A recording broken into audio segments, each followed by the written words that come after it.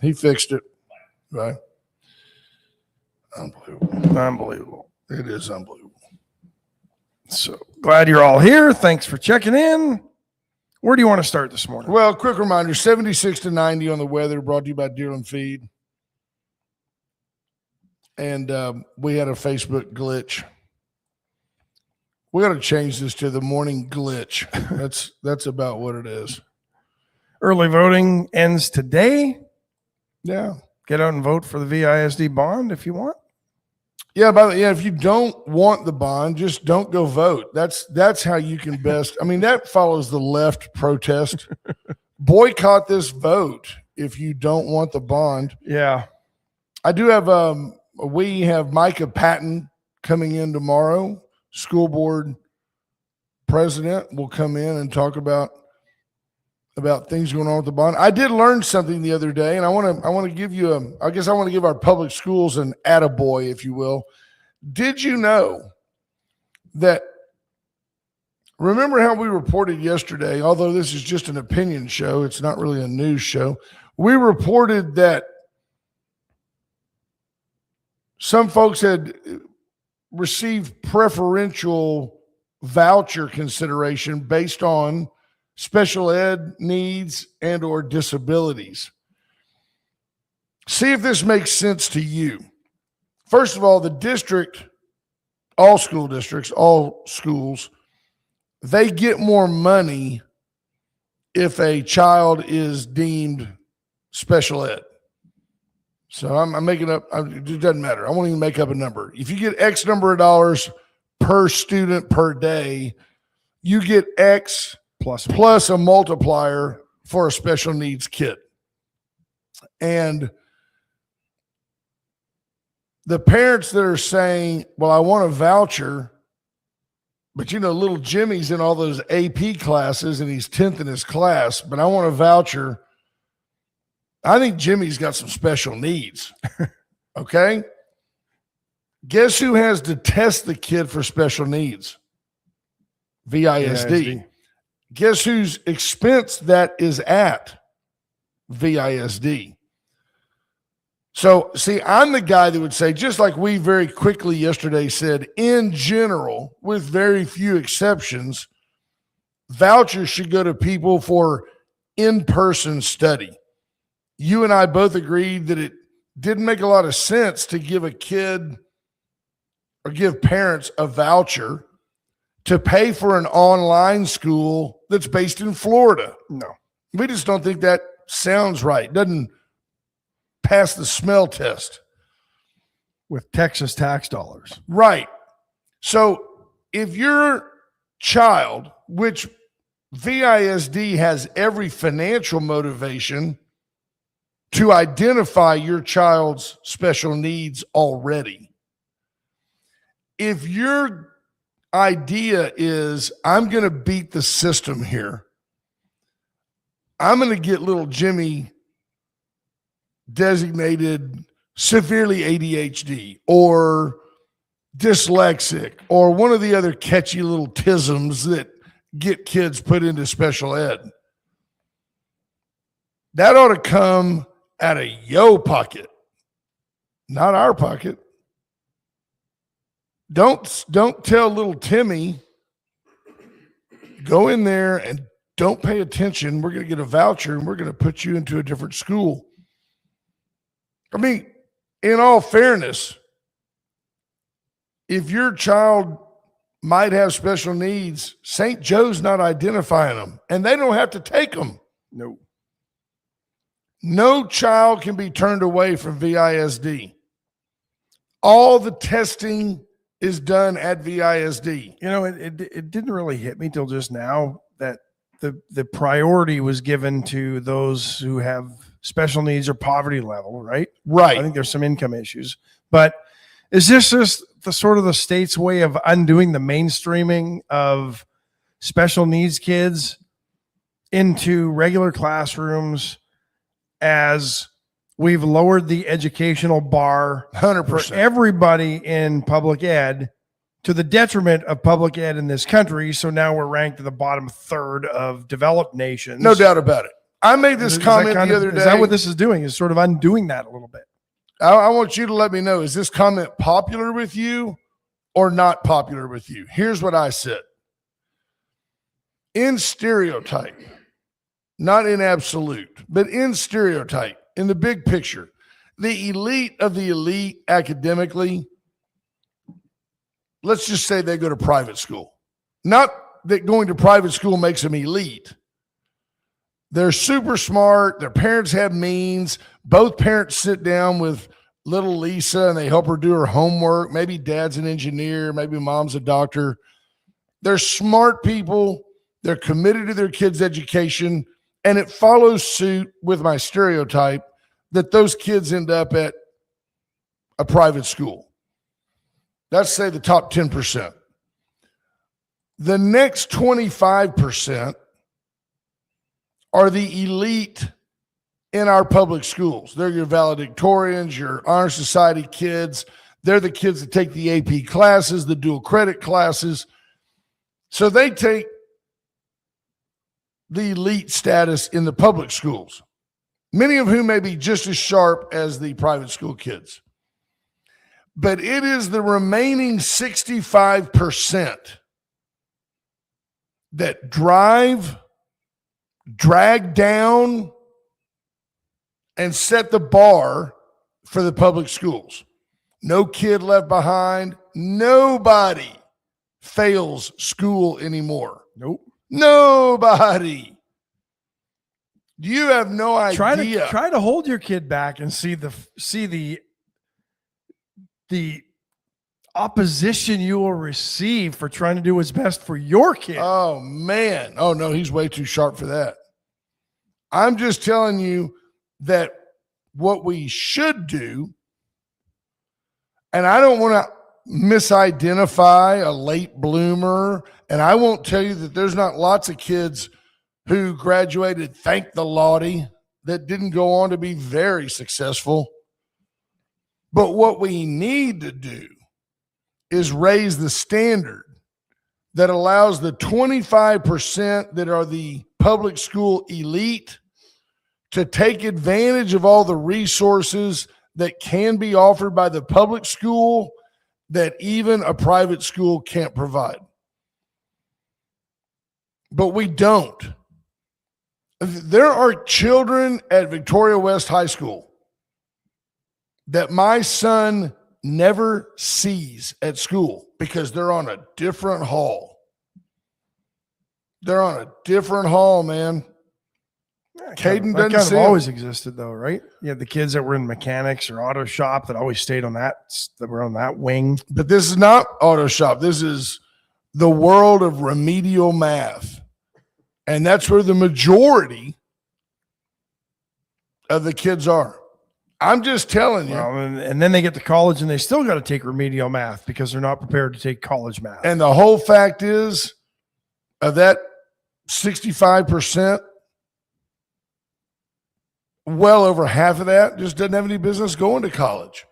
But we're trying to give everybody we're trying to give everybody a college preparatory experience. And what happens is kids leave not VISD, they all leave public school ill prepared for college. Can't bounce a checkbook, wouldn't know how to write a check, don't know how to pay a bill. They don't know how to write. True.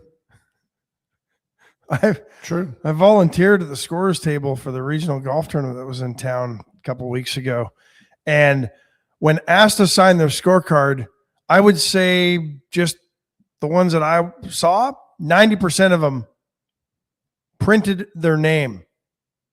They could not write a signature. A couple of them used initials. Yeah. They didn't know how to write cursive to put down a signature. They printed their names. Oh, yeah. By the way, just got this from a teacher. We'll keep it anonymous. So much I wish I could say right now that I think would probably put on that life, but you're going down the right path. Every teacher now has to be a special ed teacher, though we're not trained to be special ed teachers. Accommodate. Yeah. Interesting. Yeah. I don't know what you do. And Tammy Williams says they no longer teach cursive, haven't for years. I'm confused personally as to why anybody cares if a kid can write cursive or not. I don't know. I don't. Well, because you have to sign everything legally. Well, I'm sure that I guess you just put a big X, like, I don't know. I don't know. I'm not. You know what? It's interesting though what they're finding out now, and there's school districts that are moving away from all the technology, all the gadgets, all the iPads, all the screens. They're actually having kids write again or print using a pen and paper. You remember it better if you write it down than if you type it. I know that. I also don't have a problem with the use of the supplemental use of technology, because when I was a kid, you had like graphing calculators and stuff, and you had to learn how to use those because you were going to need them in college. But, I can remember my dad saying, well, back in my day, we had to use a slide rule. Do you know how to work a slide rule? What are you going to do if you're out in the woods someday and your calculator doesn't work? I'm like, well, I'm dang sure not going to be doing math. If I'm in the woods with a calculator, I'm in trouble. Right. I'm going to use that slide rule as a weapon. But where's my Bowie knife and my 22? The problem is people have started to see cumulative problems from too much screen time. I mean, imagine ancient times when you had to have an abacus in the woods just to survive. I told people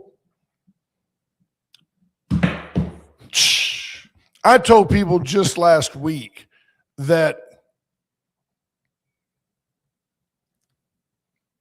that's just how quick dementia can sneak up on you. Don't kid yourself. It was just last week. Short-term memory gone. Technology in schools. No, I didn't even know. It'll come back to me. I don't know what it was. It wasn't as much of this. It wasn't important. I'm just trying to get you to think, and I want you to share your thoughts with us. Yeah. Interesting. There's a teacher chiming in. Lisa Poole, public schools equals true story. Sad. Yeah. Junior Sample says the fingerprint will be your signature due to AI. Well, it already is in many ways. You got to use it sometimes to unlock your laptop. Yep. No doubt about it. So I don't know. What do you think? Where do you put the odds of this bond passing right now? 50-50, a little better than that? Yep. Well, I think 50-50 at best. Yeah. Bruce Wood says they teach to a test, not for true knowledge. That's true. I know that's true because that's how they all get graded and that's how they all get money. And at the end of the day, don't kid yourself that schools aren't about money. Kind of always taught you to a test, though, really. If you think about it, they always told you what was going to be on the test, especially teachers that didn't quite get all that material covered in class. Hey, if you're studying, make sure you cover this. We didn't get to it, but get to it. Heather Stewart says, when parents invest as much in academics as they do in sports and extracurricular, then you will see a change. I cannot tell you how many parents I've talked to who are annoyed when I call or called. I understand it. And by the way, nobody's going to come and stand in the back and watch little Johnny do math problems either. I mean, there was a time that good academics they weren't taken for granted, but they were absolutely expected. I look back, and although I was a really good high school student, I was as good as I wanted to be. Had no problem. I was accepted at Texas A&M and Rice. I think Rice trumps A&M. But at the end of the day,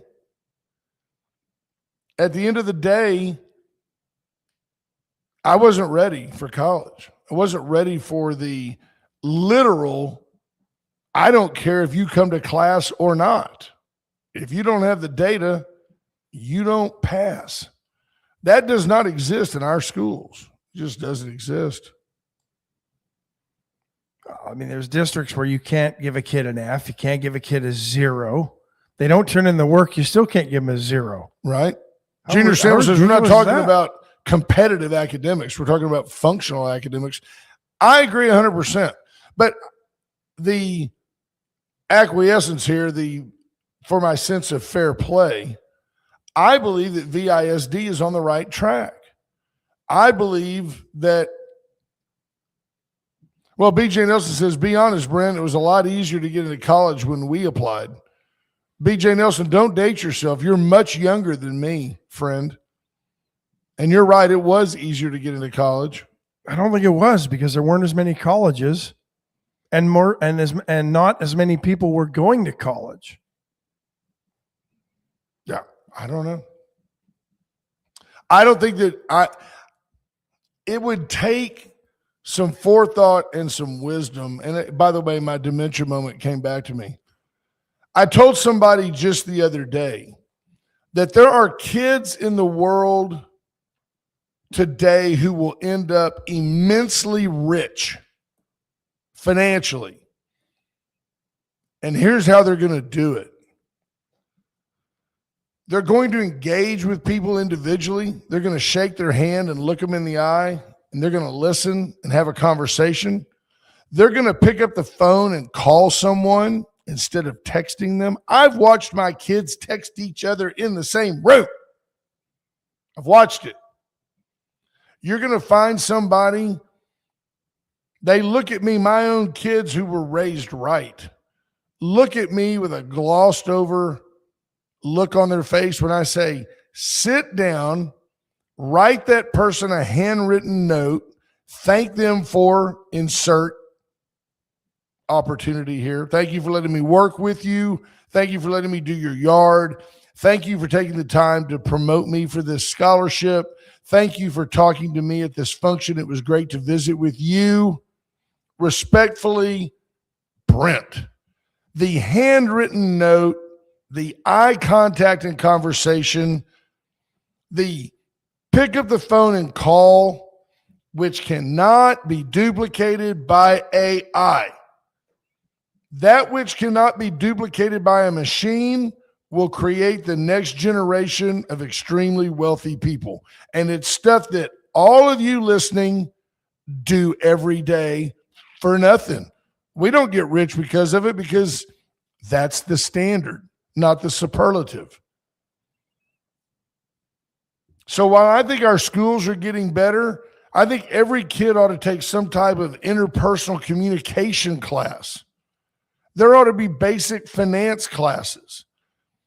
None of this has anything to do with the bond that's so sorely needed to maintain our facilities. But yeah, Andrew says it's also sales 101. And no matter what you think, you're always selling. Yeah. By the way, there's Sheriff AJ Louderback, our House District 30 rep. And I thought about AJ over the weekend. I love the fact, the undeniable fact, that AJ Louderback is a political outsider. I love the fact that he's never been part of the good old boy network, the good old boy system. When this city was going where it was going, we had a mayor who believed that it was his birthright, had been convinced that it was his right to be our next state rep. Our current state rep at the time was going to retire, and but it's just the machine is going to slide you right in there. It's going to be great.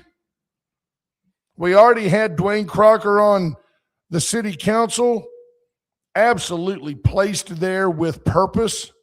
Love Dwayne, solid mayor. He was handed the mayorship. There was nobody going to beat Dwayne Crocker for mayor. Anybody run against him? I don't even know. I don't remember. Not even a chance that the good old boy network wasn't going to insert him there. He was inserted. It's great. It worked, and it works out great because I like him and I think he's doing a good job. So when it's my guy, I'm all for it. AJ Louderback is my guy, but make no mistake, he ain't part of the good old boy network. He'll look you in the face and tell you the truth. Proud of that. So I look at it, I mean, and I told you this morning, I can only go from my own personal experience. There was, looking back, knowing what I know now, I'll never be an insider in Victoria. I've got lots of friends that are insiders. I know who they are. You do too. But I'm not one of them. I'm always that loose cannon on the edge, on the fringe, that they don't know what to do with. They don't know what to do with me. When you ask too many questions, they don't want you on the inside. That's right. And if you have too many opinions, especially those that are vetted with experience or, verification, they don't want you to look that direction. So I'll never be an insider. Love him. Love Raleigh McCoy when he was elected mayor. Raleigh McCoy was an insider. He gave you the $300,000 gazebo on the square. He gave you these school buildings with flat roofs that leak, that now need all this maintenance. He's an insider. Raleigh's part of the machine. I had no chance against the machine. Give you Michael Cloud, outsider. Jennifer Rayburn says it was a contested race for mayor. When Dwayne ran for council, the seat was highly contested, went to a runoff. Right. And I voted. I think if I had the chance to vote for him, I know I voted for him, I would have. I know I voted for him for mayor. She's saying council was highly contested or mayor was highly contested? It wasn't the mayor. There was no runoff for I mayor. don't think so. No. Well, Greg Garcia is right. It's because of the good old boys that Victoria doesn't grow to its potential. And I'll tell you that group is cumulatively called the downtown douchery. And there's a bunch of them. Well, it's interesting because I just spent the better part of a week driving through 5 states, including, this state. And it's depressing when you drive into Victoria because this city is lagging behind in so many ways. With all the power lines that are up and above our roads, we should have cable cars running everywhere. Be a good way to do it. It's ugly. The people that have set this city on the path that it's on now did nothing to make this an aesthetically pleasing city, to plan for growth. This is a state that has been amongst the leaders in this country for growth for 30 years. It's impossible and Victoria, impossible not to grow. You had to be absolutely inept. And our city management at the time was to not even get a glimpse of the growth or a fraction of it for just doing nothing. We're situated probably one of the best locations you could be in the state. No doubt. We're big enough to get things done. We're small enough to still be homey. And we failed. Bruce Wood says there's not a single entrance into Victoria that does not go past an auto junkyard. True story.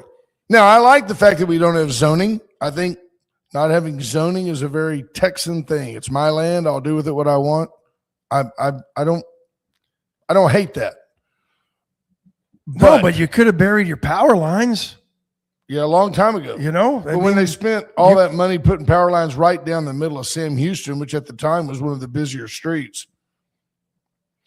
Do we have a planning and zoning committee? We don't have a zoning. We do have a planning commission. I mean, you dug up some major streets and you didn't bury power lines. BJ Nelson, another outsider, small business owner. Somebody telling me, well, that's if there's a hurricane, we can repair them quickly. If they're underground, they don't get knocked down by trees. True story. True story. Now, Tammy, I might take a little bit of exception to that. She said Victoria had a beautiful park and zoo. Both look as ghetto as the rest of town. The park's come a long way, I think. Yeah, Tammy Keeling asked, wouldn't you need to control the river in order to really push forward in recreation? No, I don't believe so at all. Well, the truth is you can't do anything with the river. The government won't allow you to ever redirect that. But what river or do we anything. could have done is not run away from our river, not run away from our future Interstate 69 corridor, which, I mean, I don't know that that'll ever be an actually true Interstate 69 in my lifetime through here. I think Because it will be. 30 years they've been trying to get it there, and it isn't. It's pretty good, though, from El Campo to the middle of Houston. It's pretty good. El Campo is growing faster than Victoria. No doubt. You know, but other cities, when they just deal with the floods, they're not afraid of the river. We've been afraid of the river. We've been afraid of an interstate corridor where we could have expanded. Instead, no, let's put all the growth up I-7 or Highway 77, which has a fraction of the traffic that an interstate corridor running right beside you has. Yeah. No city in their right mind has ever run away from their interstate like this one. And then you wonder why you can't grow. And for those that think, well, we need better schools to grow, bull crap.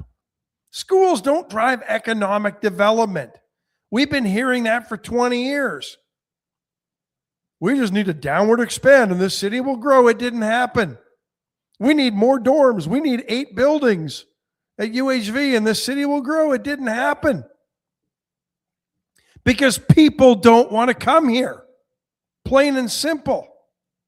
Caterpillar didn't come here because we got better schools.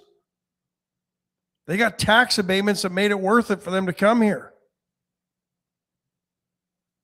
And you got people now that are in support of the bond, but they don't want to give a modified abatement to an ammonia plant at the port. Who's going to give us what, $500,000 a year for 10 years over time? For a project that might create 45 jobs, I think, if I understand correctly. Very interesting. Hypothetically, if all 45 of those jobs came from out of town, each one of those 45 individuals would not be paying $10,000 a year in taxes to this community. But that business is willing to drop $500,000 a year here as part of a modified abatement instead of just giving them everything. Yeah, I find it interesting if I'm reading the tea leaves right. Your Democrat chair, the chairman of the Democratic Party of Victoria, is a lady named Jill Buchanan that none of you know except Tammy. And Jewel is against the abatement because it'll raise everybody's taxes. It's going to raise everybody's taxes, although Judge Zeller negotiated a pilot payment in lieu of taxes that's going to get you more money every year, $500,000, more money than you would get off the 45 people that come to town, not to mention that 30 of them will be from here and already paying taxes. Probably. So that's one thought, but she's against that, but she's for the $240 million bond. That will raise your taxes. That will raise your taxes. And I too am for that bond, but I just have to point out the ineptness of our Democrat Party chair. That's just part of the deal. Yep. That's part of being a right-wing, semi-parody opinion show as opposed to a news source. We'll have some news right after the break. I've got news for you, folks. The Chopping Block inviting you in. They're having basically Wacky Wing Wednesday all week. It is all week. $3.99 wings. You can't beat them. They are, as Ash said yesterday, pre-marinated, which is still a solid comment. They are marinated and very, very good. They have all kinds of beef, chicken. They don't do fish, and that's fine. They don't need to. Get by the Chopping Block. Veracruz Restaurant on a pre-call Wednesday, Tuesday. Get in today for the full menu sans caldo. Veracruz, the best hot sauce, fresh chips that come to your table warm, the best queso, period, and the creamiest guacamole in town, which has won awards. USA Concrete Coatings, USA Foundation Repair. If your doors don't close right, if your ears hang low, you can tie them in a reach out to USA Foundation Repair, 578 Home. Charlie Garcia and his team will come out and level your home. Allen's Wrecker Service. What's the number? 578-6300. Allen is your go-to to. Reach out to Allen and Janet Miller and little Allen, who's 40, and let them come out with their expertise, basic engineering status to help you upright an overturned rig. All the big rigs know to call Allen's when something I just had like a red Sovine second, Come on back and talk to Teddy Bear. Allen's Wrecker Service. Give them a call. So here's some news. King Charles and Queen Camilla. I don't know when she went from being the sordid, tart, dare I say, slut, to becoming the Queen of England, but she's here now, and she's here as queen, making Melania look great just by standing in the same frame. Wow, there's probably, 50 years between the I don't think so. They're in town. They're in D.C. They got here yesterday, and they will be here through, I think, Thursday. Staying at Blair House. Ash gave me some history on Blair House, facility that the government bought back in the 40s. Yeah, huge, built in the 1820s, 4 row houses combined together to create 120 room monstrosity of a guest house, basically. Yeah. Pennsylvania runs this side, or, actually Pennsylvania kind of runs. Actually, if it was to go straight through the White House, it would be diagonal, right? Not straight in front. Blair House is on the other side. There you go. So there you go. King Charles in town. I made the comment at the time, because we were on the air at the time, that if Great Britain were serious about the viability and the longevity of their monarchy, they would have skipped Charles. Charles would have not taken the throne, and we would have had King William. He would have related better to this current generation of Brits. But Charles did deserve it. He had been in training roughly 50 years to be king. Not his fault his mom lived forever. That's right. And not his fault that his mom never deemed him worthy of turning over the throne to him. But at the same time, the monarchy, constantly under fire, really serves a ceremonial purpose in general, and certainly with the status. Where are all the no king protests this week? Well, they don't feel that way. When there's actually a king coming to town, they like him. Trump has a lot more power than King Charles, I can tell you that, and wields a much bigger stick. However, King Charles in town, he's a delightful little old dawdling Brit. It's fun. Then he's going to go visit with Mom Donnie in New York, visit Ground Zero, and then apparently is hitting a block party in Virginia. Nice. Prior to heading back to early America 250th celebration in Virginia.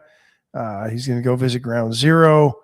I believe there's a state dinner. Is that tonight? And he's is it back at that Hilton? Yeah, no, I don't think so. In the new East Ballroom, they got it constructed in 24 hours. It's a barn-dominium, the barn-dominium ballroom. And then I think this afternoon, mid-afternoon, he is delivering a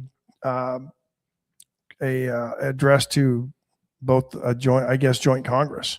First time that since the early 90s that the British monarch has done so. So I'm sure that Elizabeth came during Clinton's presidency. She's the last one to make that address in 90 or 91, something like that. I can't remember exactly what it was, but I don't know. It'd be interesting to see what exactly he talks about. Yeah. Yeah. Did you see this? There's things that are funny, and there's things that are just really in, I think, poor taste. I mean, I don't know how you feel. I don't really care how you feel about the president, but I'll just read this from CNN? Yeah. Late night host Jimmy Kimmel is pushing back on calls from the White House for his firing after jokingly, so they judge, they give him credibility because that's CNN. They jokingly referring to First Lady Melania Trump as an expectant widow during a skit on his ABC show last week. You know, sometimes you wake up in the morning, the first lady puts out a statement demanding you be fired from your job. We've all been there, right? Kimmel said during his monologue on Monday's episode. The controversy is the first major test for Disney new CEO Josh D'Amaro as he navigates political pressure and questions over how the company handles its high-profile talent. When did he call her an expected widow? After the assassination attempt at the was he the MC of that thing or something? No, there was a picture of her with a look on her face, and they said, "Look at her; she looks like an expectant widow." It was just, this is exactly. So here's what he did. He did it to get attention, and he's getting attention. And he would say, candidly, privately, all attention is good attention. I don't care why they watch, as long as they watch. But it was in bad form. It was in bad form. And I just am convinced that if Donald Trump decides you're in his sights, Eric Swalwell, here's what nobody's talking about on the left. Scott Tomko says it was 2 days prior to the event. Thank you. There you go. So it was ignored until somebody tried to kill the president. Then it became something to talk about because, whoa, too soon, or maybe. Yeah. But that's how irrelevant Jimmy Kimmel was. Now are you making a big ado about nothing, really? If this was 2 days before the event and it went away silently and nobody cared, and let's be honest, Donald Trump's pushing 80 and Melania's 40. She is not. It's a joke that gets made. I mean, you might not find it funny, but let's be honest. Those jokes have been made since the first gold digger married the first rich guy.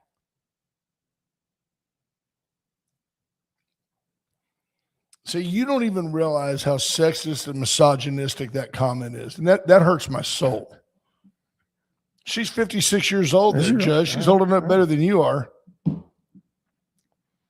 I was thinking more, what's her name, that used to be the Guess Jeans girl back in the 80s that married the rich 90-year-old. And yeah, what was her name? She's dead. Yeah, waiting for him to die. Playboy Playmate thing. Yeah. But I mean, nobody cared about the comment until after Saturday night. But here's the problem nobody's talking about. Maybe it's bad for ratings. Keep up. I said these jokes have been made since the first gold digger. No, there's got to be a contra to everything we say. But like what Trump deals with every day. Hi, Ron Koshin. Oh, and I'm not convinced marriage number 3 for Trump. This wasn't some sort of. Thank you, BJ and Nicole Smith. Yeah, appreciate that. There you go. Peter McNally says, "Hey, that comment went a little too far." He's a gentleman. I mean, he's talking about what Jimmy Kimmel said. Well done, sir. But what nobody's talking about, the left is going to try and continue to try to kill Donald Trump. Yeah. The left does not, they celebrate it. It is true. If Donald Trump were assassinated tomorrow, and by the way, Donald Trump is no more embattled in this country than was John F. Kennedy or Abraham Lincoln. Both were just as polarizing. Kennedy and Lincoln were both hated actively by half the country. At least half in Kennedy's case. And so Trump is in the same boat. Donald Trump's popularity, his approval rating is only better than that of our current Congress. 10% of Americans believe that Congress is doing a good job. Even lawyers have a better rating in Congress these days. Congress is down there with insurance guys and used car salesmen. But nobody's even talking about the fact that the people trying to kill the president are lunatics on the left. Yeah, there's no doubt about it. And the Democrats don't come out. They don't really say any much about it either. You haven't heard one Democrat, not one Democrat. Hakeem Jeffries would never say, this is wrong. We have political differences and we may fight like cats and dogs, but at the end of the day, we all love this country. It is wrong to take the route of assassination of a sitting president. Nobody does that. No leftist does that. And I'm telling you, if Donald Trump got killed tomorrow, the left would say, all right, maybe Kamala can get back in there. We can tell her what to do.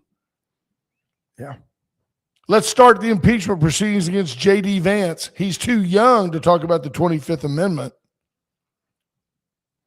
That's the thing. The Democrats are probably going to win the midterms, and I wasn't as convinced as I am now. It's going to be chaos, turmoil, all they're doing, gridlock. all they're talking about doing again, like they did in the first term of Donald Trump's presidency, impeachment. That's all they're talking about. They have no plan to try to better this country. They don't want to better this country. They want to seize control. They want to make a mockery and shame their political opponent. Yeah. That's all it is. What are you going to impeach him on? Everything that you've ever accused him of, he's been exonerated. Everything he ever told you turns out to be right. Hunter's laptop, Russia hoax, all of it. Steele dossier. Tulsi Gabbard ain't letting that one go. Still more and more data coming out. There are now documents with notes in the margin by the person that wrote the letter that say Obama briefed. Obama was right in the middle of creating a false dossier. Yep.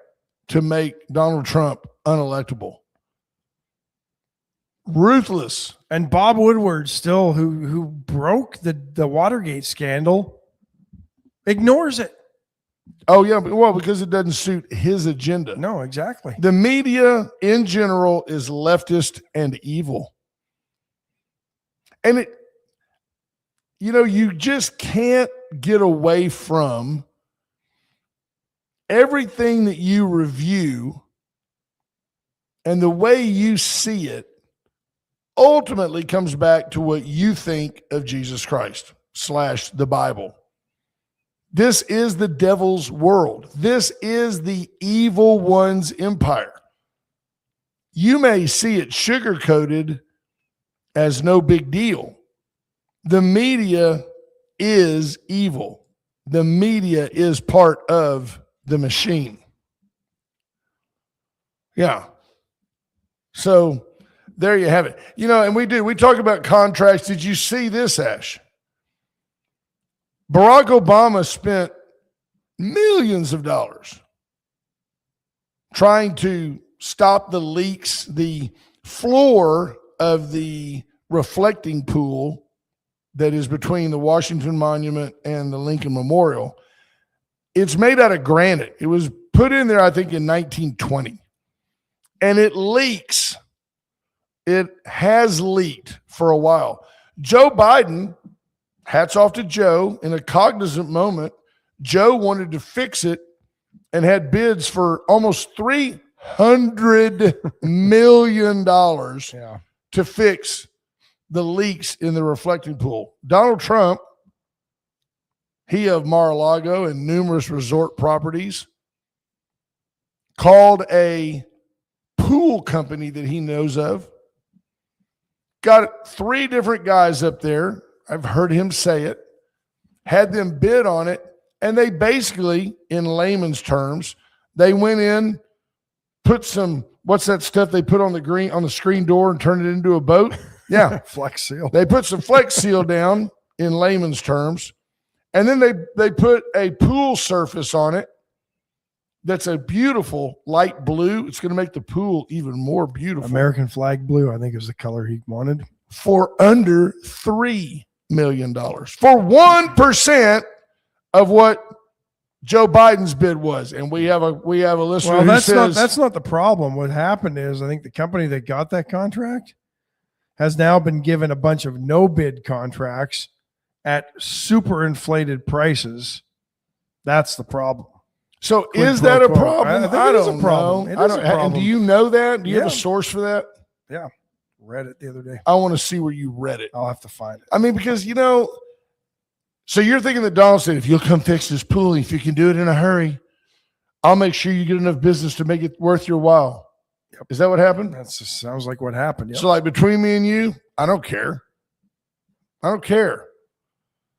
All of his projects won't add up. As a steward of our tax dollars, you don't care? I don't. And here's why. Because all of those things added together won't add up to the $300 million that Joe Biden was perfectly willing to spend to fix the pool. No, I agree with that, but that doesn't make it right by then giving no bid contracts for inflated work at inflated prices to do work that costs 5 times less. So again, we read that somewhere in a source that we can't produce, and somehow I have a problem with that. It's so easy to sit back in your easy boy and have problems with things that you really don't know about. It's just what we do. It's what we do as Americans. It doesn't make you a bad person. Folks, Chesnick Furniture inviting you to come in and see why you just always do better at Chesnick. Go get you a couple of bids. Go get you a couple of bids and find out who's got the best deal on best furniture, best recliners, American-made furniture. You want bedding? They've got Tempur-Pedic, whoa, Tempur-Pedic, Sealy, Posturepedic, Stearns & Foster. Come on in, get it. Palace Bingo, where friends meet friends. There you go. Palace Bingo, great food, great fun. Come on in, win some money, raise funds for people like Warriors Weekend, hosting a whole bunch of wounded veterans this weekend. Fishing trip down in Port O'Connor. Paravita Wellness and the Vita Cafe, inviting you to come in and get healthy. Erica Briggs will look at all your macros, micros, your blood work. She's a dietitian. She can help you achieve your fitness goals. And then brand us, Commander Cody. He's got his game on the road right now. Cody Bauman can help you develop a website, refine a website, improve your internet presence, monetize things. Find him on Facebook at Brand Us. And they asked an offer my used car, pre-owned car of the week. 2019 that's Chrysler incredible. 300. Under $20,000. It's a Chrysler 300 touring model. They're a nice car. 55,000 miles, barely broke in. Yep. White with black, timeless color combination. White being the most popular color for a car on the road. And let's see, what are the features on this thing? It's got a fuel tank Yeah. with a 0 capacity. 292 horsepower. It also so gets 6-cylinder. They're a If nice that driving were car. true, it also gets 0 miles to the gallon. Did you see I that? did- I If you go did. down there, 0, it handles no fuel Oh. for no Well, combined. there you go. That's how that works. Very nice car. Must have just got it in. It looks really nice. White. They're a nice driving car. If you do spend a lot of time on the highway, Yeah. they ride really nice. It is because nice. they had Mercedes underpinnings. Yeah, that's the old Mercedes Yeah. 3 Series Yeah. chassis. Yeah, Yeah. it's nice. No, very nice car. E-Class chassis. Now read this. Go to the Independent. I'm getting there. It's the first one there. The Trump administration has covertly granted the private company building President Donald Trump's ballroom project a no-bid federal contract for So a I had it project wrong. near It the White wasn't, House. it wasn't the reflecting pool company. So then they quintupled its value from its original price estimate, new reporting shows. The New York Times reported that in January, Clark Construction was granted a contract to repair 2 fountains at Lafayette Park. I was just by there the other day. And they did so without posting the grant on public databases. The National Park Service, which will be paid for with federal money, was originally estimated to cost $3.3 million. But the Trump administration inflated that to $11.9 million and then later tacked on provisions to raise the value to $17.4 million. There you go. And you don't have a problem with that.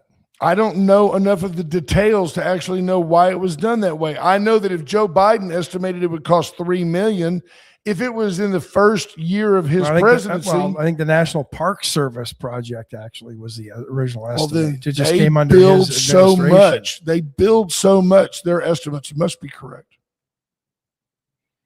I don't know. I'm just saying. To be honest, inflation hasn't gone up that much. So 3 years later, that's 4 years later, it's a $17 million project instead of a $3 million project. I know that Trump is the guy that the art of the deal. I don't really have a huge problem with a little quid pro quo. Except that there's federal laws and rules that prohibit that. Let's impeach him, because that's what will happen after the midterms. They'll impeach him for that. Ron Koshin says it's the Purple Heart tournament. Every boat has a Purple Heart recipient on it. Think about that. So you'll make excuses and excuse I'm Donald saying Trump's that behavior. I don't know enough, but you'll get mad at other leaders that do the same because they're not Trump. So who did I get mad at that did a no bid deal? I'm sure you have. I'm just saying you said, would you have excused Biden for this? I don't know. I'll be honest with you. If Biden had done it, it wouldn't be in the news. That's the first comment. If Biden had done it, the little people that look under every little rug trying to make a big deal, it wouldn't have been in the news. I've heard just the opposite about Donald Trump. Yeah, but is it not the good old boy network playing out? I don't know. Like Jennifer Raymer says, the thing we talked about earlier, the good old boy network that's kept Victoria down is now being used to enrich a friend who had been given the contract for the ballroom. You can't be mad at the good old boy network when they don't work, or be mad at them when they don't do things that help improve one area of life, and then not be mad at them because fair enough, it doesn't really affect you. But I think I'd have to really understand. I choose to wait till I really understand. Well, the federal government has policies in place for bidding, just as the state does, just as the city does, just as I did when I was at UHV. Right. If it went over a certain threshold, you had to get informal bids. So can I ask you a question? Yes. Can any of you envision a moment where a contract to fix a water fountain honestly ended up on the president of the United States desk, contract to fix a water fountain, where Donald Trump is apparently functioning as a general contractor? And you believe that Donald Trump did his Donald J. Trump and said, there, go with it. Without having somebody come in and say, Mr. President, look, originally we thought it was going to be a superficial repair. Look, this is cast iron plumbing from 55 years ago. It needs to all be replaced back to the source. It's going to cost $11 million. And then when they got to excavating, they did this, and this, and they said, it's actually going to be 17. And he said, fine, just get it done. The 250 celebration is coming up, and I want that park open. And if you combine the two jobs, you've got $20 million at Trump's discretion versus the $300 million that Biden was going to spend just to fix the pool. So I don't know. I mean, I think there's certain things that need a certain amount of leeway. I do agree 100% with you. My position is somewhat hypocritical. I'm not saying that I'm right. I'm not. I am the absolute first to admit when I am wrong, unless I'm arguing with Dawn. Then I'll stay one click too long. But in this scenario, sadly, I don't care. It's like $50. It is. And I was there, and there's just fences everywhere, and there's a lot to be done between now and July. The goal is to have, I don't know, like Jennifer Raymer, does the fountain count as National Parks oversight? I'd say his office very much has oversight in the budgetary distributions for national park properties. You know what I'll do? I'll make this promise to you. I will ask one of the top dogs on the appropriations committee how he thinks this went down. I'll ask him live on this program. I want to go back and read Jennifer Rabin's first very thoughtful comment, even though it somewhat condemns me. Talk about good old boy network creating an unlevel playing field for outsiders. How is that type of alleged relationship any different than the kind of things we just earlier maligned? Is it all no good or just good when it suits? By the way, I'm not sure I'm against professional gains based on relationship building and networking, as long as the work is quality and within budget. The very same sales skills we also discussed earlier. Very interesting. And in that regard, and in private my business, position is hypocritical. I agree. And in private business, if Trump wanted to just give it to somebody, that's his discretion as the business owner. But right. There's been so much corruption at all levels of government. It's why you have to have these bid processes in place. I think that the New York Times article seems to imply, and they blame the Trump administration. It implies that Trump did this, and it was like he tried to sneak it by to one of his buddies under your, Trump posted an 11-second video showing one of the repaired fountains on True Social on Saturday. The video shows an oval-shaped pool with 2 lit-up fountains spraying water. The fountain lights change color and sync.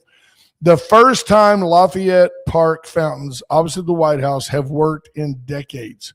My great honor to have funded this project and helped. I just don't have a problem with it. Somebody's got to go in and clean that mess up. There's all kinds of stuff. I mean, that doesn't look like $17 million to me. I agree with that. I'm just saying it looks nice. He wants the place to be a showplace for the 250th anniversary of the country.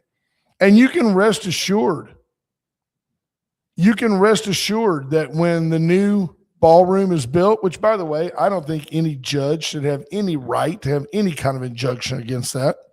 People have been morphing and evolving the White House. No, I think it's stupid. They put an injunction in after it's already been demolished. You can't put it back. Can't put the toothpaste back in the tube. I think it's dumb. Right.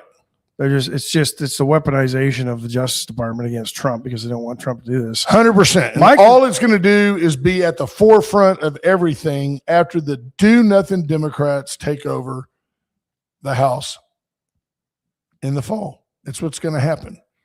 It's going to absolutely crush the economy. I mean, here's part of the issue I've got with it. If you had Doge, you were concerned about corruption and waste and fraud in the government. Right. So you have Elon Musk set up a whole task force to look for this exact sort of thing.